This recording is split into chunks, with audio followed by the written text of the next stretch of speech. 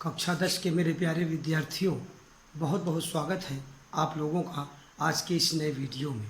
मेरे प्यारे विद्यार्थियों, आप लगातार YouTube पर चैनल को पर देख रहे हैं वीडियो। आप कमेंट बॉक्स में अपना नाम, क्लास और सेक्शन लिख रहे हैं, हमें बहुत अच्छा लग रहा है। और मेरे प्यारे विद्यार्थियों, एकमात्र ये माध्यम कि हाँ, हम और आप एक दूसरे के लिए जो परिश्रम कर रहे हैं उसका पूरा पूरा लाभ हमारे प्यारे बच्चे उठा रहे हैं, यह भी जानने का एकमात्र माध्यम आपके द्वारा कमेंट बॉक्स में लिखा गया आपका नाम और क्लास और सेक्शन ही है। तो मेरे प्यारे विद्यार्थियों, लगातार आप इसी तरह से अपना नाम, क्लास और सेक्शन कमेंट बॉक्स में लिखते रहिए। प्यारे विद्यार्थियों, आज आइए देखते हैं क्या है आप लोगों के लिए।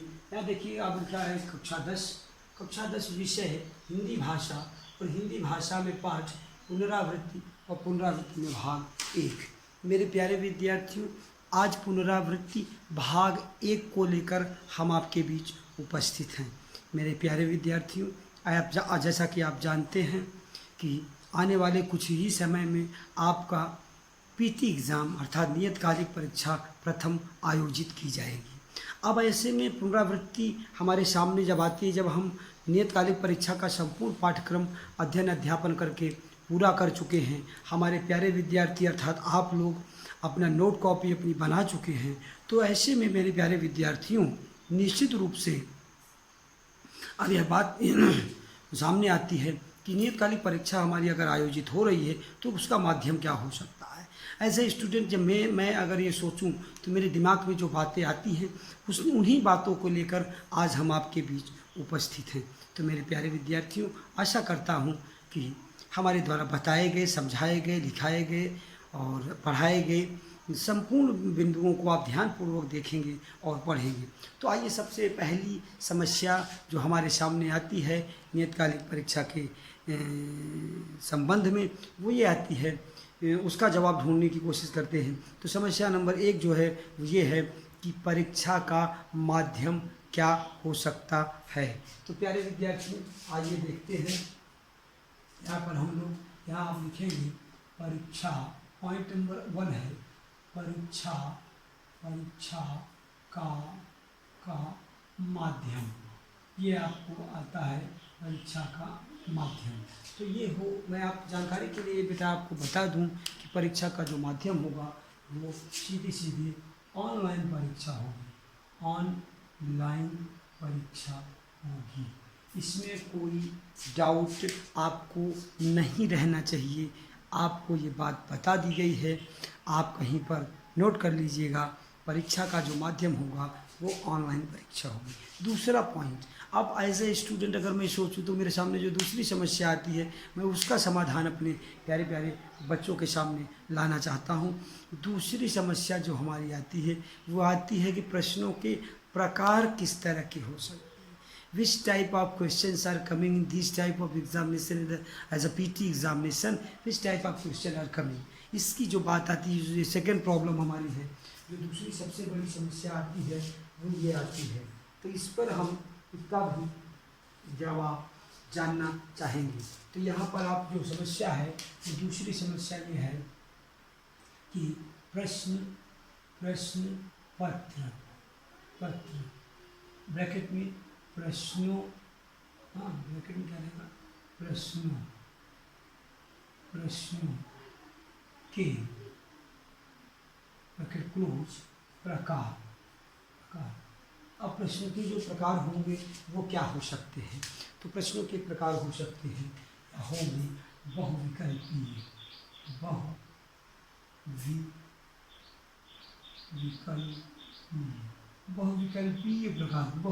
बहुविकल्पीय प्रकार के प्रश्न आपके सामने आएंगे। ये 2 पॉइंट हमारे क्लियर हो गए। अब एज ए स्टूडेंट अगर मैं ये बात करूँ, एज ए टीचर मैं बात करूँ, तो मैं आपको बताना चाहता हूँ कि पीटी एग्जामिनेशन का संपूर्ण पाठ्यक्रम आपका पूरा हो चुका है। अब बच्चों को ये पता होना चाहिए कि क्या पढ़ाया जाएगा, कितना पढ़ा कि क्या पूछा जा सकता है, कितने सिलेबस से कवर किया जा सकता है, कितने क्षेत्रों से प्रश्न कहाँ कहाँ से आ सकते हैं। ये सब पे जब बातें आती हैं तो इसी को कहते हैं पाठ्यक्रम। आइए चर्चा करते हैं किस किस पॉइंट से क्वेश्चन किन किन पाठों से आ सकते हैं। तो नंबर 1 पर हमारा जो पॉइंट आता है वो ये आता है आपके लिए, जैसा कि आपके पाठ्यक्रम में भी है, वाक्य भेद। क्या आता है? वाक्य भेद। अब वाक्य भेद में ब्रैकेट में लिख लेंगे रचना के आधार पर। क्यों? क्योंकि अर्थ के आधार पर कहाँ पर पढ़ाया जाता है? क्लास 9th में। तो ये आता है रचना के आधार पर वाक्य भेद। तो रचना के आधार पर वाक्य मेरे प्यारे विद्यार्थियों 3 भेद है। बोले कौन कौन से? सरल वाक्य, सरल वाक्य। नंबर 2 पर आता है संयुक्त, कौन सा युक्त?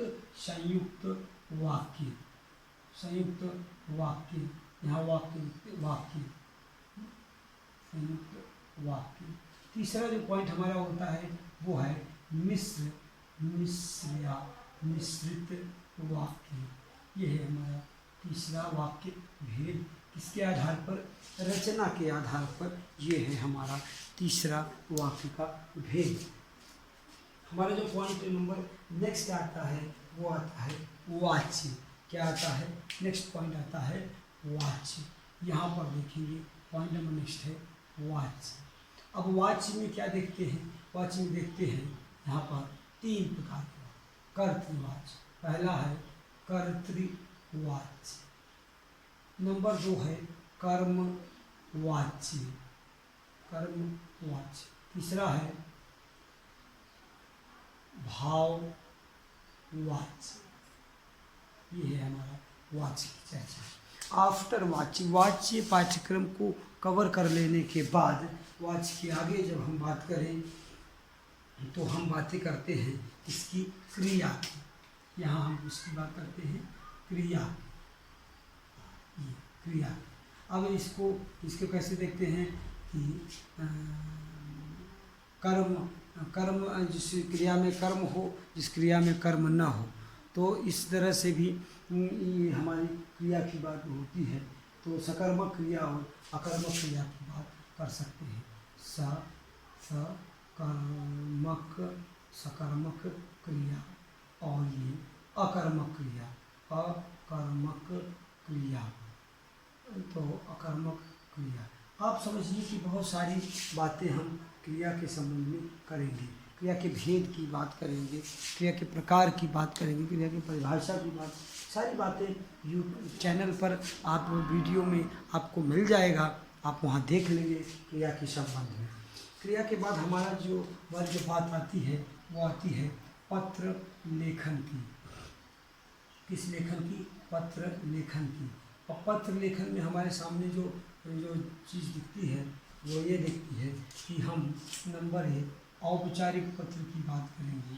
औपचारिक, औपचारिक पत्र। और दूसरा है अनौपचारिक पत्र, अनौपचारिक पत्र। ये 2 प्रकार के पत्र आपको जानने हैं, पढ़ने हैं, आपके पाठ्यक्रम में सम्मिलित है। नेक्स्ट पॉइंट हम जो जानते हैं वो हम कहते हैं उसको कह सकते हैं। अगला जो बिंदु है, जो अगला पॉइंट है वो हमारा आता है पद परिचय। आप मेरे प्यारे विद्यार्थियों, पद परिचय अपने आप में बहुत ही विस्तृत बिंदु है हमारा। और इस पद परिचय में ही संज्ञा, सर्वनाम, कारक, भक्ति, वचन, लिंग, काल सब कुछ समाहित है मेरे प्यारे विद्यार्थियों। किताब अगर आप देखना चाहें तो मैं आपको यहाँ दिखा सकता हूँ। पद परिचय जो पाठ्यक्रम है हमारे यहाँ पद परिचय। अब इसमें देख लीजिए, विकारी शब्द, संज्ञा भेद, लिंग, वचन, कारक, सर्वनाम, विशेषण, विशेषण के भेद प्रभेद, क्रिया के विभिन्न प्रकार, काल, प्रयोग या अन्वित, अविकारी तथा अव्यय, क्रिया विशेषण, संबोधक, समुच्चय बोधक या योजक, विस्मयादि बोधक, निपात और प्रयोग की विशिष्टता के आधार पर पद परिचय में भिन्नता। तो निपात की चर्चा अभी हम नहीं कर सके हैं। निपात की चर्चा हम आपसे कुछ समय के बात करेंगे। तो ये पद परिचय अपने आप में खुद ही बहुत विस्तृत बिंदु है, आप इस पर जानते रहिएगा। नेक्स्ट पॉइंट हमारा जो आता है वो आता है इसका रस का। नेक्स्ट पॉइंट आता है रस। रस पर हमारी यदि कोई भी चर्चा नहीं की गई है। मूलतः 9 प्रकार के रस होते हैं। इस पर आगे की जो हम चर्चा करेंगे, जो बात करेंगे, वो आपके लिए महत्वपूर्ण रहेगा। 2 से 3 पॉइंट हमारे पास और भी बनते हैं यहाँ पर। यहाँ हम आपको 2 से 3 पॉइंट और बताना चाहेंगे रस के अलावा। देखिए, नंबर 1 पॉइंट जो हमारा आता है वो आता है अपठित गद्यांश का। यहाँ पर आप देख सकते हैं। दूसरा पॉइंट जो आता है वो आता है अपठित पद्यांश का, पद्यांश। तीसरा जो हमारा अगला पॉइंट है वो है निबंध, इसका निबंध लेखन का, लेखन का। जो हमारा चौथा पॉइंट आता है वो आता है विज्ञापन लेखन का, विज्ञापन लेखन। ये है हमारा अगला पॉइंट अर्थात चौथा पॉइंट। मेरे प्यारे विद्यार्थियों, आपकी जानकारी के लिए मैं आप लोगों को बता देना चाहता हूँ कि यहाँ पर हमने आप लोगों को CBSE बोर्ड के द्वारा निर्धारित किया गया संपूर्ण पाठ्यक्रम यहाँ पर मैंने लिखाने का काम किया है। अब आप थोड़ी सी बात समझने की कोशिश करिए। पद परिचय पर हमारी चर्चा लगातार चल रही थी। पद परिचय से क्वेश्चन आने की पूरी संभावना, क्योंकि पद परिचय पर एक बृहद चर्चा, एक ब्रॉड डिस्कशन हमारा YouTube चैनल पर हो चुका है। कम से कम 6 से 7 वीडियो इसके पद परिचय भाग के हम आपके पास प्रेषित कर चुके हैं। उसका अवलोकन करिएगा, अध्ययन करिएगा, श्रवण करिएगा और उसको देखिएगा, समझिएगा, उसके पॉइंट्स को लिखिएगा, अभ्यास करते रहिएगा मेरे प्यारे विद्यार्थियों। ये हमारा पॉइंट है, पॉइंट नंबर पद परिचय। रस की चर्चा हमने आपसे नहीं किया है, आपका जानकारी के लिए बता दें कि रस पर चर्चा हाफ ईयरली एग्जामिनेशन में होगी। हाफ ईयरली एग्जामिनेशन होने तक हम रस की भी चर्चा आपसे पूरी कर लेंगे। अपठित गद्यांश और अपठित पद्यांश स्वाध्ययन का विषय है, इस पर भी चर्चा फिर भी हम करेंगे। निबंध लेखन भी स्वाध्ययन का विषय है, किंतु निबंध लेखन पर भी हम आपके सामने, आपके बीच वीडियो लेकर उपस्थित होंगे, ताकि हमारे बच्चे बहुत ही काबिलियत के साथ बहुत अच्छी तरह से निबंध लिख सकें। जैसा कि आपने देखा होगा, आपके पिछले बैच के बच्चे जो इस बार 10th पास आउट होकर 11th में गए हैं, उन बच्चों में से 99, 98, 97 और 96 तक बहुत सारे बच्चों ने नंबर प्राप्त किया। तो उसका मतलब केवल ये था कि एक पॉइंट, एक बिंदु पर उनको अध्ययन और अध्यापन कराया गया है। उनको कहीं से भी कोई कमजोरी नहीं महसूस होनी चाहिए। तो ये आया। अब हम सीधे अगर डायरेक्टली बात करें PT एग्जामिनेशन नियतकालिक परीक्षा में सम्मिलित पाठ्यक्रम की, तो वो हमारा है पहला वाक्य भेद, दूसरा वाच्य, तीसरा क्रिया, चौथा पत्र लेखन और 5वां पद परिचय। तो ये पद परिचय था। रस की चर्चा हम यहाँ पर करेंगे, इसके साथ करेंगे। वार्षिक परीक्षा में हम रस के पाठ्यक्रम का अध्ययन करेंगे। तो ये आपको पता हो जाना चाहिए कि ये जो रेड कलर में ये जो सिलेबस हमारा है, इसकी चर्चा हम अर्धवार्षिक परीक्षा में करेंगे। अभी हमारे जो नियतकालिक परीक्षा निर्धारित है, जो होने वाली है, उसमें प्यारे विद्यार्थियों केवल और केवल वाक्य भेद, वाच्य, क्रिया, पत्र लेखन और पद परिचय पर ही आपसे क्वेश्चन पूछे जाने की संभावना है। तो मेरे प्यारे विद्यार्थियों, आइए एक एक पॉइंट को और अच्छी तरह से, बहुत अच्छी तरह से समझते हैं। इनके बीच हमें क्या करना है, किस तरह का अभ्यास करना है, किस तरह से पढ़ना है। एक स्ट्रेटजी बननी चाहिए, एक नियम बनना चाहिए, एक तौर और तरीका होना चाहिए, एक योजनाबद्ध तरीके से आपका अध्ययन होना चाहिए, जिससे मेरे प्यारे विद्यार्थियों अर्जुन की तरह, अभिमन्यु की तरह आप अपने लक्ष्य को प्राप्त कर सकें। तो आइए चर्चा करेंगे हम लोग एक एक बिंदु पर, एक एक पॉइंट पर क्रमशः। तो सबसे पहले हमारी जो चर्चा होगी वो होगी वाक्य भेद पर। प्यारे विद्यार्थियों, रचना के आधार पर वाक्य भेद का अर्थ ये है कि यहाँ पर अर्थ के आधार पर क्लास 9th में 8 भेदों की चर्चा हुई। यहाँ हम क्लास 10th में रचना के आधार पर वाक्य के 3 भेद की केवल चर्चा करते हैं, और रचना के आधार पर अगर वाक्य के 3 भेदों को देखें तो नंबर 1 है सरल वाक्य, नंबर 2 संयुक्त वाक्य और नंबर 3 है मिश्रित वाक्य या मिश्र वाक्य। एक कर्ता एक क्रिया के साथ सरल वाक्य बनता है। संयुक्त वाक्य में संभावना होती है, संयोजक चिन्ह होते हैं, तो इनको जोड़ने का काम होता है। कम से कम 2 वाक्य यहाँ पर होने चाहिए। मिश्रित वाक्य में होता है कि जो योजक होता है उसे पहचाना नहीं जा सकता। जैसे वह बाजार गया जाकर सब्जी लाता है, ये एक ही क्रिया लग रहा है, लेकिन यहाँ पर वह बाजार जाना एक क्रिया है, दूसरा सब्जी लाना 2, तो 2 क्रियाओं के साथ ही एक मुख्य वाक्य होता है, एक आश्रित वाक्य होता है, एक आश्रित वाक्य होता है, एक आश्रित उपवाक्य होता है। तो इस तरह से यहाँ मिश्र वाक्य की बात होती है। संयुक्त वाक्य में आप देख सकते हैं, जैसे वह बाजार गया और सब्जी लाया, तो ये आप संयुक्त वाक्य हो। ये वाक्य भेद के बाद हम लोग अध्ययन करेंगे वाच्य का। और वाच्य के कितने भेद हैं? 3 भेद, कर्तृवाच्य, कर्मवाच्य, भाववाच्य। अब यहाँ पर आप समझने की कोशिश करिए। मैं आपको बताना चाहता हूँ एक मोटे तौर पर। बेटा देखो, ये पुनरावृत्ति का इंट्रो क्लास है, पुनरावृत्ति का भाग 1 है। जैसे जैसे भाग 2, भाग 3, भाग 4 आपको उपस्थित प्राप्त होते रहेंगे। आप क्रमशः हम आपको वाक्य भेद, वाच्य, क्रिया, पत्र लेखन, पद परिचय, इन सब पर एक चर्चा करते रहेंगे तब तक, जब तक आपकी परीक्षा नहीं हो जाती तब तक। परीक्षा के बाद हम आपको आगे पाठ्यक्रम शुरू करेंगे। पद परिचय पर हमने जहाँ से वीडियो रोका हुआ है वहीं से हम उसको आगे बढ़ाने का काम करेंगे। तो मेरे प्यारे विद्यार्थी, आइए देखते हैं कि ये जो हमारा ये जो पूरा का पूरा पाठ्यक्रम, इसमें हम वाच्य की बात जब करेंगे तो कर्तृवाच्य, कर्मवाच्य और भाव। जहाँ वाक्य में क्रिया पर ज़्यादा जोर दिया जाए, क्रिया ओरिएंटेड जब वाक्य हो तो वो होता है कर्तृवाच्य।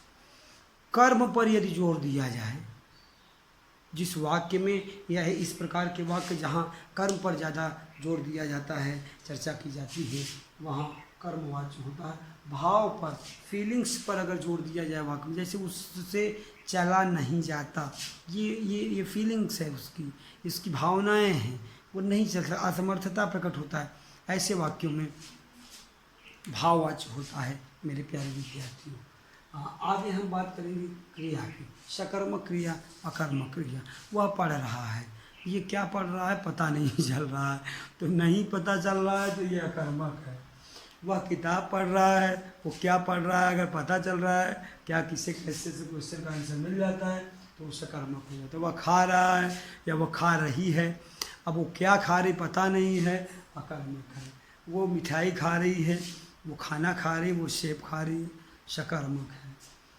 इस तरह की बातें यहाँ पर आपसे आगे की जाएंगी आपके पुनरावृत्ति के अन्य अगले वीडियोस में। आज आगे बात करें पत्र लेखन की। पत्र लेखन के 2 प्रकार हैं।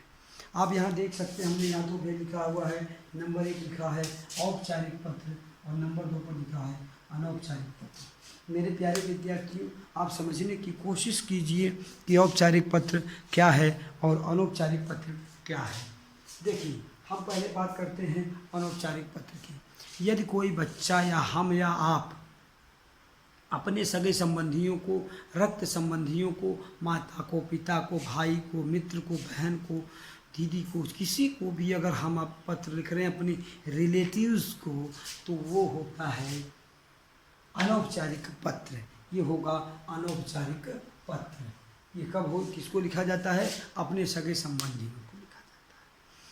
अब मामला बनता है औपचारिक पत्र क्या है? तो औपचारिक पत्र है ऑफिशियल लेटर। ये व्यावसायिक पत्र भी हो सकते हैं, ये जो है कार्यालयीय पत्र भी हो सकते हैं, ये समाचार पर संपादक को लिखे जा सकते हैं, जिलाधिकारी, उप जिलाधिकारी, डीएम, कलेक्टर, थानाध्यक्ष, बैंक मैनेजर, पोस्ट ऑफिस के मैनेजर और परिवहन विभाग के अधीक्षक को लिखा जा सकता है, विद्युत विभाग के अधीक्षक को।